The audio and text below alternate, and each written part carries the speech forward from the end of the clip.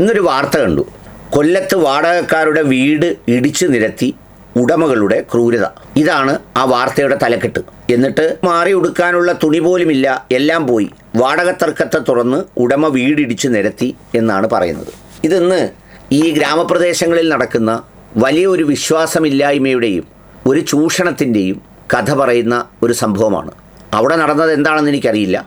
പക്ഷേ comment box വായിച്ച് നോക്കുമ്പോൾ അതിലെല്ലാം ഞാൻ പറഞ്ഞ ദിശയിലാണ് ഈ ചർച്ച നടന്നിട്ടുള്ളത്. ഇന്ന് സമൂഹത്തിൽ ഒന്നിലധികം വീടുള്ള ഒരുപാട് ആളുകളുണ്ട്.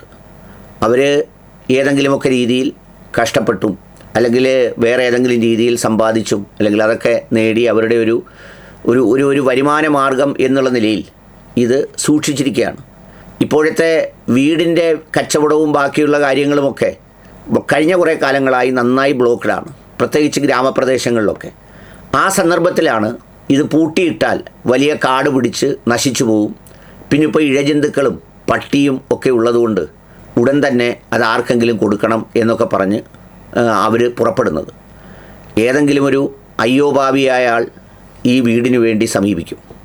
ഈ വീടിന് വേണ്ടി സമീപിക്കുമ്പോൾ ഞാനൊരു അനുഭവസ്ഥനായതുകൊണ്ട് പറയുകയാണ്, പലപ്പോഴും ഈ വരുന്ന ആളുകളെയൊക്കെ കാണുമ്പോൾ നമുക്ക് വലിയ പ്രയാസം തോന്നും. എനിക്കത് അവരോട് സംസാരിക്കാനും ഡിമാൻഡ് ചെയ്യാനും പോലും പാടാണ്. ആരെങ്കിലും സുഹൃത്തുക്കൾ വഴിയായിരിക്കും പറയുന്നത്. അപ്പോൾ അവരോട് പറഞ്ഞ് അയ്യോഭാവമാണ്, കഷ്ടപ്പാടുകാരാണ് എന്നൊക്കെ പറഞ്ഞാണ് ഇത് നമ്മളൊരാൾക്ക് കൊടുക്കുന്നത്. കൊടുത്തു കഴിഞ്ഞാൽ ഞാനൊരു ചെറിയ കൊച്ചൊരു വീട്, അത് ഒരു 4-5 പേർക്ക് ഒരു 2 വർഷത്തിനിടയിൽ കൊടുക്കേണ്ടി വന്നു.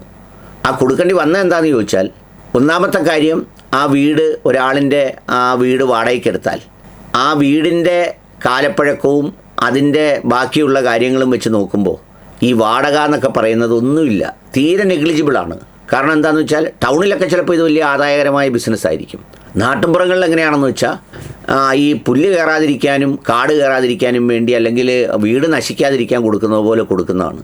കൊടുത്താലോ ആദ്യത്തെ 1 മാസമോ 2 മാസമോ കഴിഞ്ഞാൽ പിന്നെ വളരെ തുച്ഛമായ വാടകയാണെങ്കിൽ പോലും ആ വാടക തരാതിരിക്കുന്നത് അവരുടെ കഷ്ടപ്പാടും പ്രയാസം കൊണ്ടുമൊക്കെയാണ് നമ്മളെന്ന് വിചാരിക്കുന്നെങ്കിൽ ആ കഷ്ടപ്പാടുകളും പ്രയാസങ്ങളും ഒന്നും ബാക്കി അവരുടെ ഒരു പ്രവൃത്തിയിലും കാണാറില്ല.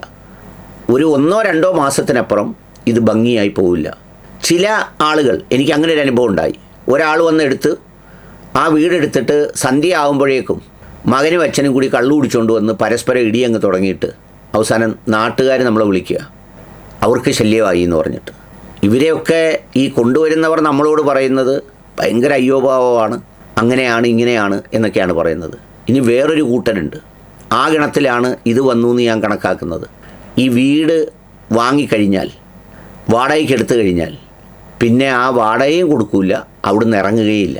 എവിടെ പോകാനാണെന്നാണ് ചോദിക്കുന്നത്. ഇതിൽ വലിയ വിചിത്രമായ കാര്യം എന്താണെന്നറിയോ? ഇവർ ഈ കാണിക്കുന്നത് അനീതിയാണെങ്കിലും ഇങ്ങനെ ഇവർ കാണിക്കുമ്പോൾ ഈ നമ്മുടെ ശത്രുക്കളായ ആളുകളെല്ലാവരും കൂടി, അല്ലെങ്കിൽ ഈ കൊടുത്തവൻ്റെ ശത്രുവായ എല്ലാവരും കൂടി, എല്ലാവർക്കും ഉണ്ടല്ലോ നാട്ടിൻപുറത്ത് ശത്രു എന്ന് മാത്രമല്ല, എല്ലാവരുടെയും ശത്രുക്കൾ അവരുടെ നാട്ടിൽ തന്നെ ആണല്ലോ. അപ്പോൾ അവരെല്ലാവരും കൂടി എന്തു ചെയ്യും? ഇവനങ്ങ് പിന്തുണ കൊടുക്കും. എന്നിട്ട് മറ്റോൻ കണ്ടില്ലയോ, കോടീശ്വരനല്ലയോ, ഇതാന്ന് പറയും. പിന്നെ ഈ അയ്യോഭാവത്തരം പറഞ്ഞ് വീട് വാങ്ങിച്ചാൾ ഈ കൊടുത്തവൻ്റെ മുന്നിൽ ചാമ്പ്യനും മിടുക്കനും, എന്നാൽ നീ ഒന്ന് വാങ്ങിയിര് എന്ന് പറയുന്ന പോലത്തെ ഒരു സ്ഥിതിയില്ല. എന്തെങ്കിലും ചെയ്തു പോയാൽ എങ്ങനെ ആ വാർത്ത വരുന്നതെന്നറിയാവോ? ഒരു ഗതിയും പരഗതിയും ഇല്ലാത്ത ഒരു മനുഷ്യനെ അവിടെ നടു റോഡിൽ ഇറക്കി വിട്ടു. ഇപ്പോൾ ഈ വാർത്തയുടെ തലക്കെട്ട് പോലെ തുണിയും മുണ്ടും എടുക്കാൻ കഴിയാതെ ഇടിച്ചു നിരത്തി എന്നൊക്കെയാണ് പറയുന്നത്. എൻ്റെ ഒരു സുഹൃത്തിൻ്റെ അനുഭവമുണ്ട്. അവൻ എവിടെയെങ്കിലുമൊക്കെ അവൻ്റെ കാശ് കൊടുത്തൊരു പ്രോപ്പർട്ടിയൊക്കെ വാങ്ങിക്കുമ്പോൾ അവൻ വലിയ ദയാലുവാണ്. ആ താമസിക്കുന്ന ആളുകൾ ഒരു വീട് കണ്ടുപിടിക്കാൻ 1-2 മാസം കൂടെ ഒന്ന് താമസിച്ചോട്ടെ, 2 വളർന്ന പെമ്പിള്ളാരുമായിട്ട് എവിടെ പോവും, അല്ലെങ്കിൽ ഇളയോടെ കല്യാണം ഉറപ്പിക്കാനിരിക്കുക അടുത്ത 10-ാം തീയതി, അത് കഴിഞ്ഞ് ഞങ്ങളങ്ങ് ഇറങ്ങാം എന്ന് പറയും. ഒന്ന് ആലോചിച്ച് നോക്കൂ. അത് കേൾക്കുമ്പോൾ നമ്മൾ മക്കളും മനസാക്ഷിയും ഒക്കെ ഉള്ളവരാണെങ്കിൽ കഷ്ടമല്ലേ, പാവങ്ങൾ അവിടെ നിന്ന് താമസിച്ചോട്ടെ എന്ന് വിചാരിക്കും. അടുത്ത സീൻ എന്താണെന്നറിയോ? പിന്നെ അവർ 1 അവധി പറഞ്ഞു, 2 അവധി പറഞ്ഞു, 3 അവധി പറഞ്ഞു. അവസാനം ഈ വീട് എഴുതിയത് കൂടാതെ പിന്നെ പോലീസും മധ്യസ്ഥതയും അതുപോലെ എന്തെങ്കിലും സാമ്പത്തികവും കൊടുത്ത് അവിടെ നിന്ന് ഇറക്കേണ്ടി വരും.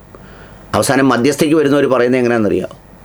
അവർ പാവത്തുങ്ങളില്ലേ, നീ ഇറങ്ങിയില്ലെങ്കിൽ എന്തെല്ലാം കേസും വഴക്കുമൊക്കെയാണ്, വർഷങ്ങളോളം പോകണം ഹൈക്കോടതിയിലൊക്കെ, ഒരു 5 ലക്ഷം രൂപയുടെ അവർക്ക് അങ്ങ് കൊടുത്തേരെ, അവരങ്ങ് പോയിക്കോട്ടെ. ഇതാണ് സ്ഥിതിവിശേഷം. അപ്പോൾ അതുകൊണ്ട് ഈ വാർത്തയുടെ വികാരം മാത്രമല്ല, പാവപ്പെട്ടവനായാലും പണക്കാരനായാലും വാക്ക് വാക്കായിരിക്കണം. അത് നിലനിർത്താനുള്ള പ്രതിജ്ഞാബദ്ധത ഉണ്ടാവണം.